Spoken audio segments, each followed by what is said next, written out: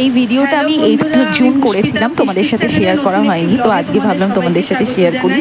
হঠাৎ করেই মানে মোবাইলটা ঘাঁটতে ঘাঁটতে এই ভিডিওটা পেলাম, তাই তোমাদের সাথে শেয়ার করছি। তোমরা দেখো আমি কি বলছি। আজকে একটু ক্যামেরার সামনে আসলাম, চেষ্টা করছি একটু আবার ফিরে আসতে নতুন করে।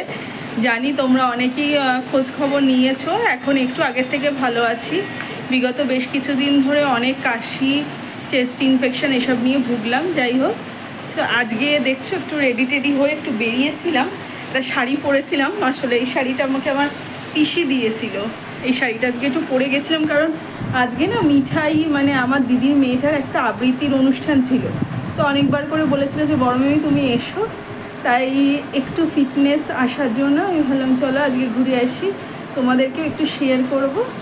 এই জাস্ট বাড়ি ঢুকলাম, এসেই ওর এনেছি, ওর ভিডিও আবৃত্তির কিছু ভিডিও এনেছি, সেগুলো তোমাদের সাথে শেয়ার করব।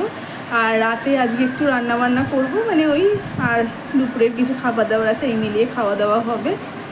তো সেটাই একটু তোমাদের সাথে শেয়ার করব। আশা করছি আস্তে আস্তে সব স্বাভাবিক হবে, তোমরা পাশে থাকবে, সাথে থাকবে, এই আশাই রইল। এই যে শাড়িটা একটু এরকম টাইপের দেখতে, ব্লু কালারের, আঁচলটা একটু এরকম। চলো দেখে নিই মিঠাইয়ের আবৃত্তিটা কেমন ছিল। জানাই কথামালার পক্ষ থেকে আন্তরিক শ্রদ্ধা ও প্রণাম। আমরা আজকে যারা অংশগ্রহণ করেছি তারা হলাম আমি দীপাক্ষী দাস, দীক্ষিতা ত্রিপাঠী, প্রত্যুষা দাস, আরাত্রিকা দাস, প্রিয়াংশু দাস, রণবীর গিরি, আনুষী দাস, সোমা সামন্ত, তানিয়া চন্দ্র। আজকে আমাদের নিবেদন বিশ্বকবি রবীন্দ্র নজরুলের কবিতায় সমৃদ্ধ চিত্র বিচিত্র ও সাম্যবাদী। নদীর ঘাটের কাছে নৌকো বাঁধা আছে, নাইতে যখন যাই দেখি সেই জলের ঢেউয়ে নাচে। আজ গিয়ে সেইখানে দেখি দূরের পানে, মাঝ নদীতে নৌকো কোথায় চলে ভাটার টানে। জানি না কোন দেশে পৌঁছে যাবে শেষে, সেখানে কেমন মানুষ থাকে কেমন বেশে। থাকি ঘরের কোণে সাজাতে মোর মনে, অমনি করে যাই ভেসে ভাই নতুন নগর বনে। দূর সাগরের পারে জলের ধারে ধারে, নারিকেলের বনগুলি সব দাঁড়িয়ে সারে সারে। পাহাড় চূড়া সাজে নীল আকাশের মাঝে, বরফ ভেঙে ডিঙিয়ে যাওয়া কেউ তা পারে না যে। সে বনের তলে নতুন ফুলে ফলে, নতুন নতুন পশু কত বেড়ায় দলে দলে। কত রাতের শেষে নৌকো যে যায় ভেসে, বাবা কেন আপিসে যায় যায় না নতুন দেশে।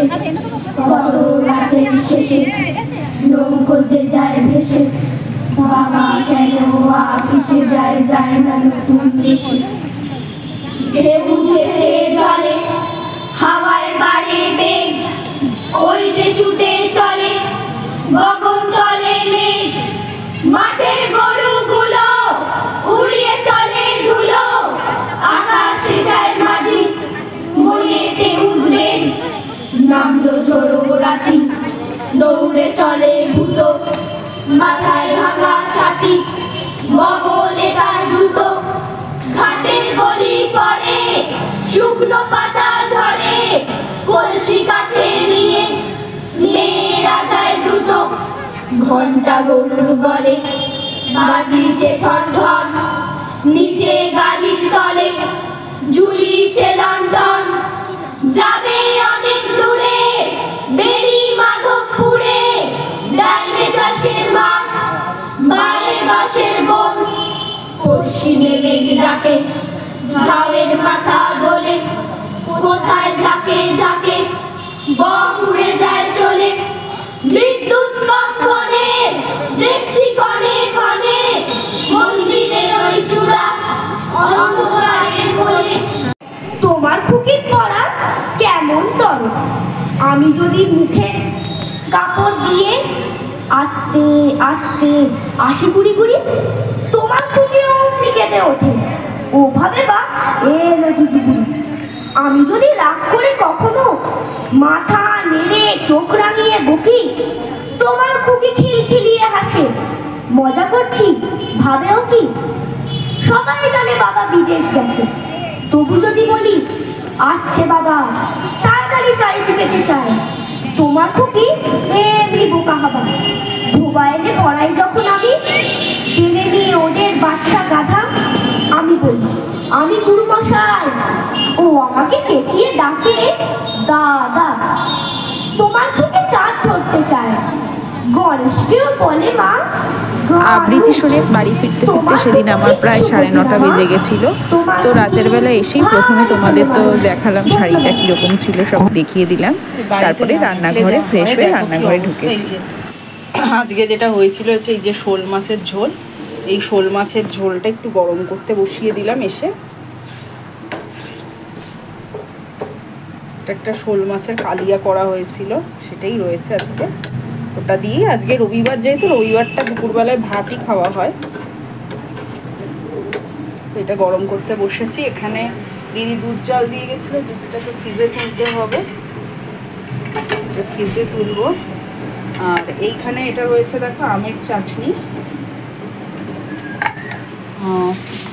এইখানে হয়েছে একটু লোটে মাছ রয়েছে সকালের সেটা, আর লাউ শাকের তরকারি শেষ হয়ে গেছে। আর এটা রান্নার দিদি করে গেছে কালকে ব্রেকফাস্টের তরকারি, আলু মিষ্টি কুমড়োর তরকারি। আর এখানে অনেকটাই ভাত রয়েছে দেখো, আর একটু ভাত করতে হবে, একটু ভাতটা বসিয়ে দিই।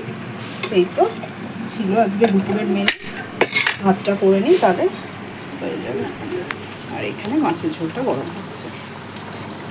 চলো চাটা নিয়ে বসে গেছি। চাটা খেতে খেতে তোমাদের সাথে আরেকটা আনন্দের খবর শেয়ার করব। সেটা হলো আমি এখন বড় মিমি থেকে জানো আমি ছোট মিমি হয়ে গেছি। মানে আগে তো আমি শুধু মিঠার বড় মিমি ছিলাম, এখন 26শে মে আমার বোনের ছেলে হয়েছে, তো সেই জন্যে আমি এখন বড় মিমি থেকেও ছোট মিমি হয়ে গেছি। তো ওকে দেখার জন্য আমি এখন দিদিভাইয়ের বাড়ি প্রায় ছুটে যাচ্ছি, রবিবার হলেই চলে যাচ্ছি। আজকে সেটাও একটা উদ্দেশ্য ছিল, আমার দিদিভাই মেয়ের তো আবৃত্তি প্রতিযোগিতা ছিল, তো সেই সাথে বোনের ছেলেকেও দেখতে গেছিলাম। তো ও তো এখন খুবই ছোট, একদম নিউবর্ন বেবি, বুঝতে পেরেছি 8-10 দিনই বয়স হয়েছে। তো এখন তো তোমাদের সাথে ওর ফটো বা ইমেজেস আমি কিছু শেয়ার করতে পারছি না, একটু কটা দিন যাক তোমাদের কাছে শেয়ার করব। তো তোমরা সবাই একটু ওর জন্য প্রে করো, তোমাদের ব্লেসিংস খুব দরকার। আমি সবাইকে বলবো একটু ব্লেসিংস, তোমরা যেরকম পারো সবাই একটু ব্লেসিংস দিও, যাতে আমার বোনের বাবুটা খুব ভালো থাকে। আর তোমাদের সাথে তো অবশ্যই ওর একটু বড় হলে 1 মাস মতো বয়স হোক, আস্তে আস্তে তোমাদের সাথে ওর কর্মকাণ্ড আমি শেয়ার করতে থাকবো।